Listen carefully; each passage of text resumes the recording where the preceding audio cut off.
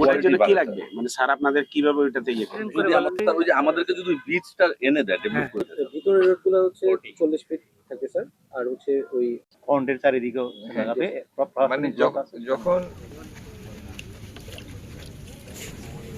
কি দিল বাড়িটা সূর্যপুরে না না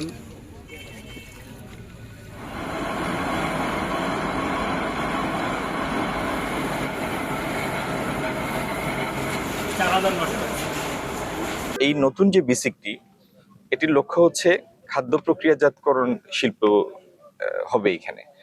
আমরা আপনাদের সামনে তো কথা বললাম, বেশ কয়েকজন উদ্যোক্তা তাদের ধারণাগুলি নিয়ে সামনে এগিয়ে এসেছেন এবং তারা ইনশাল্লাহ এই প্লটগুলি নিবেন, নতুন শিল্প স্থাপন করবেন। বেকারত্ব ঘোচানোর জন্য তো কাজ সৃষ্টি করতে হবে, কর্মসংস্থান, আর কর্মসংস্থান সৃষ্টির জন্য এই শিল্প কলকারখানা, নতুন বিনিয়োগ।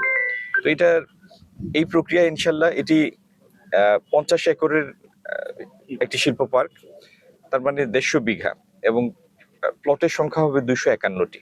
তো ইনশাল্লাহ এখানে অনেকগুলি শিল্প গড়ে উঠবে।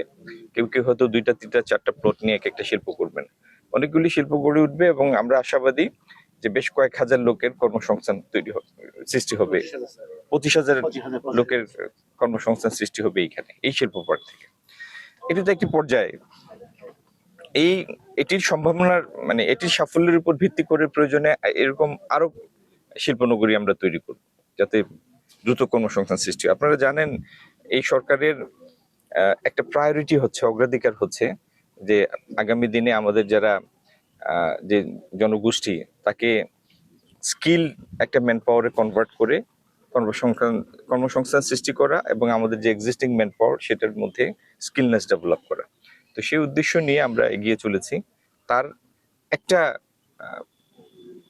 পর্যায়ে আজকের এখানে যে আমরা যেটি দেখতে এসেছি শিল্প পার্ক, বেসিক শিল্পনগরী, সেটা এটারই ধারাবাহিকতায় একটা পর্যায়ে। ঠাকুরগাঁয় দেখেন ইতিমধ্যে ঠাকুরগাঁ থেকে মোজারেলা চিজ এক্সপোর্ট হয় দেশের বাইরে। এখানে চা বাগান হয়েছে। চা বাগানগুলি আগে কনসেন্ট্রেটেড ছিল সিলেট বিভাগের মধ্যে।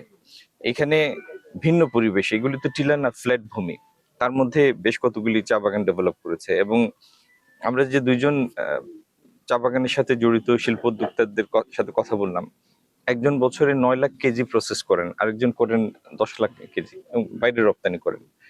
তো এই তাদের এই যে শিল্প উদ্যোগের সাফল্যের উপর ভিত্তি করে আরো নতুন নতুন খাদ্য প্রক্রিয়াজাতকরণ শিল্প এখানে স্থাপিত হবে। অনেক আলু হয় এখানে। আমরা চেষ্টা করব, একটু আগে যে সমস্ত কথা হলো, যে কৃষি মন্ত্রণালয়ের সাথে সম্মিলিতভাবে যাতে ভালো ভ্যারাইটির আলু এখানে চাষ হয়, দরকার হলে কন্ট্রাক্ট ফার্মিং করে অ্যাডভান্স কেনার নিশ্চয়তা দিয়ে আমরা কৃষকদেরকে উদ্বুদ্ধ করব, যাতে তারা নতুন প্রজাতির, নতুন ভ্যারাইটির আলু চাষে উদ্বুদ্ধ হন, যেগুলির চিপস বানানোর, পটেটো ফ্লেক্স বানানোর সম্ভাবনা থাকবে। ইভেন বাইরের দেশে মেসড পটেটো একটা খুবই প্রচলিত খাবার, কিন্তু ওই ভ্যারাইটির আলু উৎপাদন করতে হবে যাতে যেটা বাইরের রপ্তানির এপিল থাকে, আবেদন থাকে।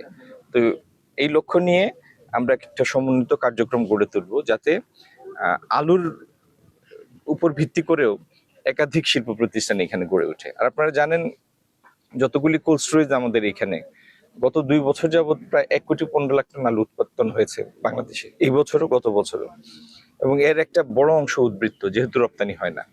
তো সেই জন্য আমাদের আলুর মধ্যে ওই ভ্যারাইটি সংযোজন দরকার যে ভ্যারাইটির এক্সপোর্ট এপিল থাকবে। তো ইনশাল্লাহ আগামী দিনে সেটা আমরা অর্জন করব।